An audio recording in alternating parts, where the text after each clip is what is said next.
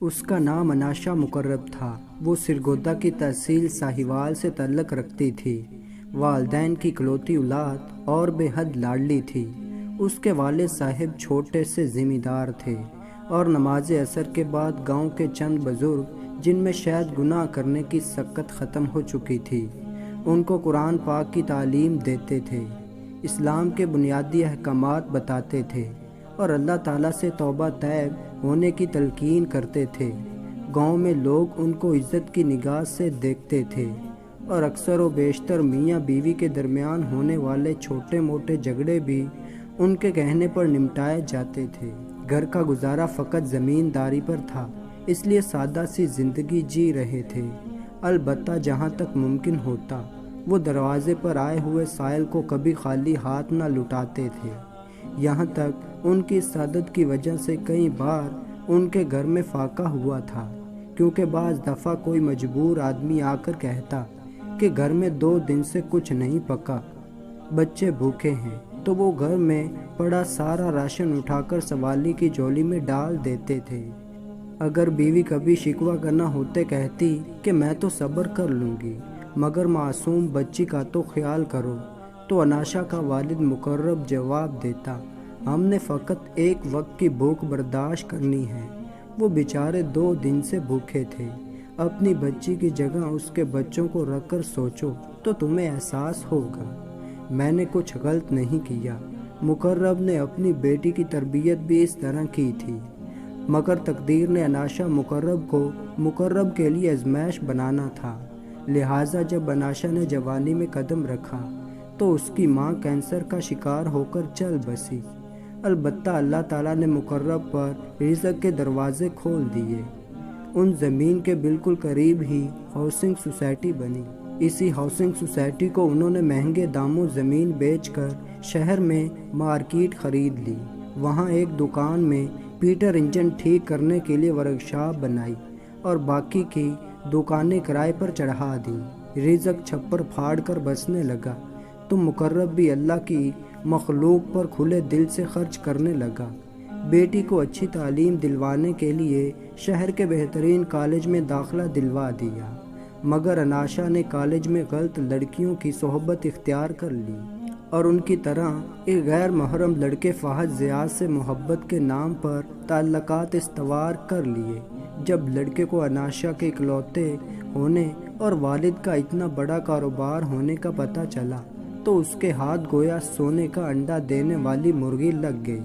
اس نے دونوں ہاتھوں سے اناشا کو لوٹنا شروع کر دیا اور ساتھ ساتھ محبت کے نام پر اس کا جسم بھی نوچنے لگا۔ جب فہد ضیاء کو لگا کہ اناشا مقرب پر اس کی گرفت مضبوط ہو چکی ہے، آج اناشا مقرب کو اگر اپنے محبوب فہد ضیاء اور اپنے باپ مقرب میں سے کسی ایک کو چننا پڑے تو یقیناً وہ اپنے محبوب کو چنے گی۔ تو اس نے اناشا مقرب کو شادی کی پیشکش کرتے ہوئے گھر بات کرنے کا کہا۔ اناشا نے اسی وقت حامی بھر لی اور گھر جا کر والد صاحب سے بات کی تو مقرب صاحب خود چونکہ دنیا دیکھ چکے تھے، لہٰذا انہوں نے بنا کوئی سوال کیے سوچنے کے لیے وقت مانگا اور اپنے طور پر فہد ضیاء کی معلومات لینے کے بعد اناشا مقرب کو انکار کر دیا۔ اناشا مقرب جو فہد ضیاء کی محبت میں پوری ڈوب چکی تھی، وہ اپنے سگے باپ سے غیر محرم کی محبت کی خاطر الجھ پڑی، مگر پھر بھی مقرب صاحب نے فیصلہ نہ بدلا تو اناشا نے اپنے محبوب کو بھی اپنے والد صاحب کا فیصلہ سنا دیا۔ فہد نے اناشا کے دل کو موہنے کے لیے اسے محبت کے واسطے قسمیں دینا شروع کر دیا اور بتایا کہ میں تمہارے بنا نہیں رہ سکتا، اور ساتھ اناشا مقرب کو اس کے باپ کے خلاف کرنا شروع کر دیا۔ اناشا چونکہ پہلے ہی اپنی محبت کی خاطر اپنے باپ سے الجھ چکی تھی، لہٰذا وہ بھی فہد ضیاء کی چال کو سمجھے بنا ہی اپنے باپ مقرب کے خلاف ہوتی گئی، یہاں تک اپنے محبوب کی باتوں میں آ کر اپنے سگے باپ کو موت کی نیند سلانے پر رضامند ہو گئی۔ اناشا اور فہد نے مقرب کو کمرے میں بند کر کے جلا کر مارنے کا سوچا اور پھر اپنے ارادے پر عمل درآمد کرنے کے لیے ایک رات اناشا نے اپنے والد کو نیند کی گولیاں کھانے میں ملا کر دے دیں۔ رات کو فہد اپنے دوست کے ساتھ شراب کے نشے میں دت ہو کر آیا۔ پہلے اناشا کے جسم پر اپنی پیاس بجھائی اور پھر اس باپ کے اوپر تیل چھڑک کر آگ لگا دی۔ اس سے پہلے کہ آگ پورے کمرے کو لپیٹ میں لیتی، فہد نکل گیا۔ جبکہ آگ پورے کمرے میں پھیل کر کھڑکیوں سے باہر آئی تو گاؤں میں شور برپا ہو گیا۔ لوگ مدد کے لیے دوڑ کر پہنچے، مگر تب تک بہت دیر ہو چکی تھی۔ مقرب جل کر خاک ہو چکا تھا۔ اناشا نے ڈرامائی آنسو بہانا اور بین ڈالنا شروع کر دیے۔ لوگ بھی اناشا کو ہمدردیاں دلاسے دینے میں مصروف تھے، اور اناشا کی اجازت کے بعد اس کے والد مقرب کو قریبی قبرستان میں جنازے کے بعد دفن کر دیا تھا۔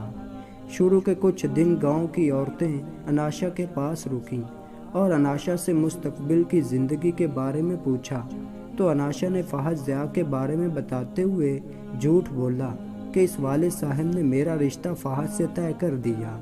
گاؤں سے جو چند لوگ فہد کو جانتے تھے وہ شکوک و شبہات کا شکار ہو گئے، مگر اناشا کی رضامندی کے بعد اسے فہد کے ساتھ رخصت کر دیا گیا۔ فہد، جو کہ اناشا کے جسم تک پہلے ہی رسائی حاصل کر چکا تھا، نے اناشا کے نام پر موجود ساری دولت اپنے نام پر منتقل کروائی اور اناشا کو دوستوں کی ہوس بجھانے کے لیے مجبور کرنے لگا۔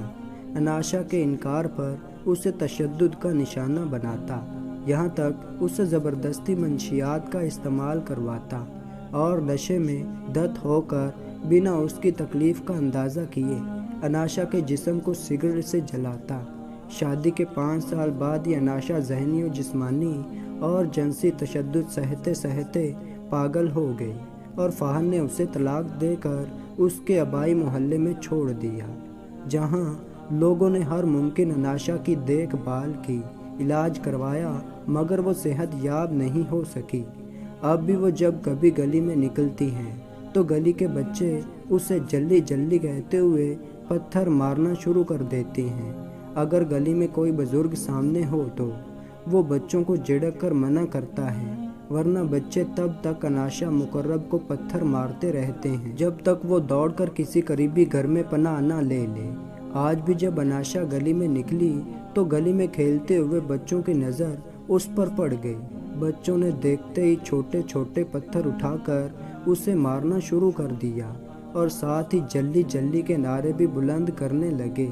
اسی دوران کسی شرارتی بچے نے ہاتھ میں موجود ماچس کی ڈبیا سے تیلی جلا کر اناشا کے کپڑے کو آگ لگا دی تو وہ بیچاری اپنی جلن کی تکلیف کو کم کرنے کے لیے دوڑی اور قریب سے گزرتی سیوریج کی نالی میں جا گری۔